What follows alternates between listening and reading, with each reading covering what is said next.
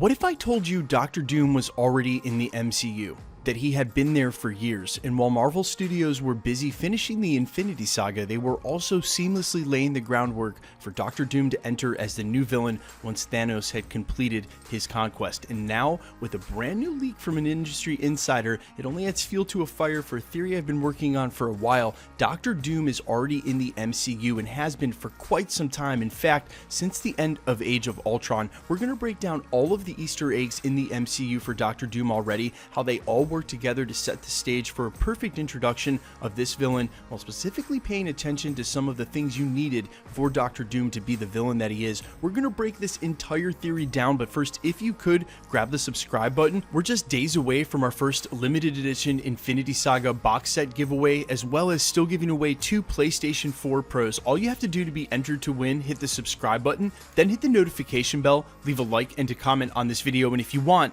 stick around at the end of the video. We'll get into all the giveaway stuff again there.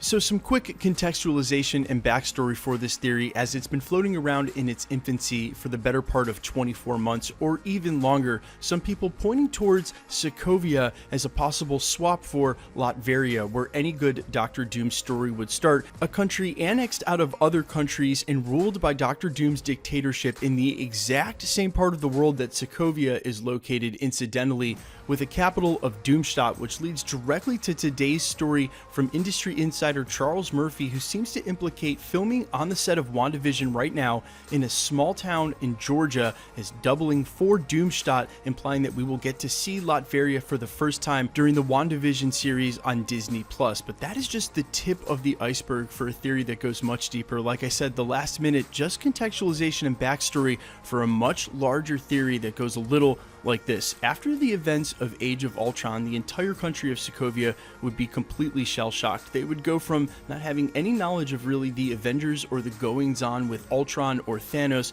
to immediately being overrun by Ultron bots and having their entire city lifted out of the sky by a crazy AI machine. That occurrence would shock any population of any country, but especially one that was more technologically behind, say, a country like Japan or a city like New York. And in doing so, in the aftermath of that, with no real explainer or help with the why or what had just happened to them, surely most of the events or facts surrounding them were put into classified documents by what was ever left of S.H.I.E.L.D. or the American government, leaving most of the populace in the dark to have to answer questions and deal with the loss themselves. That leads to a lot of myth, mystery, and misinformation among the populace of Sokovia. Enter one certain scientist smart enough to pass his science as magic in a time when the population can't tell the difference, and slowly he begins to win them over and take control of Sokovia, slowly turning it into Latveria. Let that matriculate for another 2 or 3 years as we enter the events of Infinity War, and finally there's a snap, again unbeknownst to any of the population,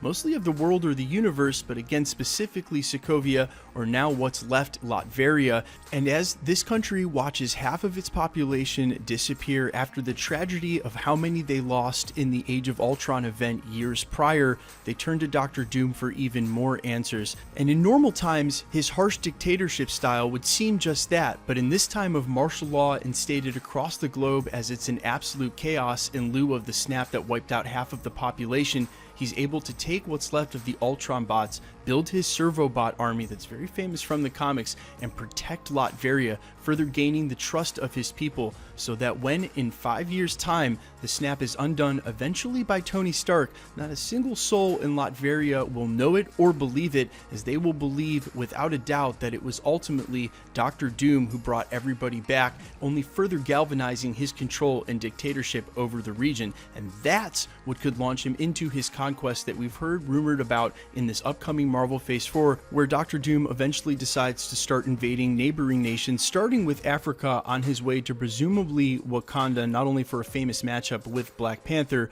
but needing more vibranium if he ran out of whatever supply was left in Sokovia at the time. We know there was at least some left over from whatever Ultron had gotten from Claw, and whatever was left over from the parts of Ultron or the Ultron bots that he had worked into them. Either way, it would be a limited supply, and once Doctor Doom had used whatever he had, he would obviously want more, leading to said invasion. Now, before we jump the gun, it's obvious that not a single one of these Easter eggs are as strong as if they had mentioned Latveria somewhere along the way during the Infinity Saga, but when you take them as a whole, when you take a step back and read the bigger picture, the groundwork is perfectly laid, including Sokovia's location in the perfect part of the map to have Latveria formed in the lieu of that country being completely decimated, not only from Ultron, but the snap in the end of Infinity War. There's a lot of Easter eggs that have yet to be found in the Infinity Saga, and there's no telling just how far ahead Kevin Feige and the rest of the brass over at Marvel Studios decided that they wanted to go in setting up any of the groundwork for the future villains of the MCU, especially in the later part of the last decade's work. But obviously none of these are as big an Easter egg